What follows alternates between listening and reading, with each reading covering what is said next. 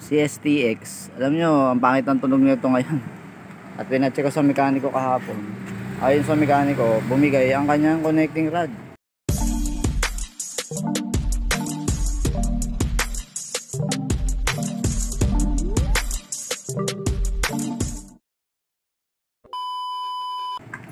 Bagay, matandaan na rin naman itong motor na to, kaya siguro ganun.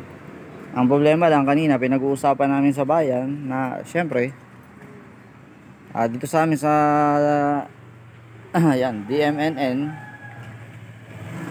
may batas dito na hindi ka pwedeng umextra. Kaya yun na, ayon sa mekaniko, ibiyahe ko na lang to hanggang Lunes, kasi nga bawal nga talaga yung extra. Sa Lunes nila lang ibababa dahil Lunes ang coding ko.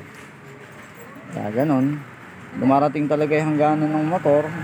Kahit anong pag-iingat mo, talagang bumibigay din, parang tao din. Hindi ka atakihin, magkaka-diabetes ka, magkaka-cancer ka, ganon din to. Bumigay na yung connecting rod niya. Kaya sa Monday pa siya maaaring gawin ni Boss Will. Yun lang kasi ang available na time ni Boss Will, ang aming mekaniko. Buhay tricycle driver, kailangan laging sumunod sa patakaran. Pero minsan pinapalagan ko nga talaga yung ganung patakaran.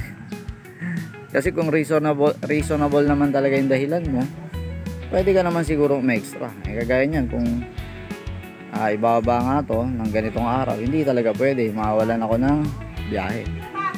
Kaya sa mga ibang mga metoda, kung gagawa kayo ng batas, dapat nasa neutral point lang. Yung pwede pa rin extra yung mga masisiraan, kasi hindi naman talaga extra yan kung okay yung mga motor na minamaneho.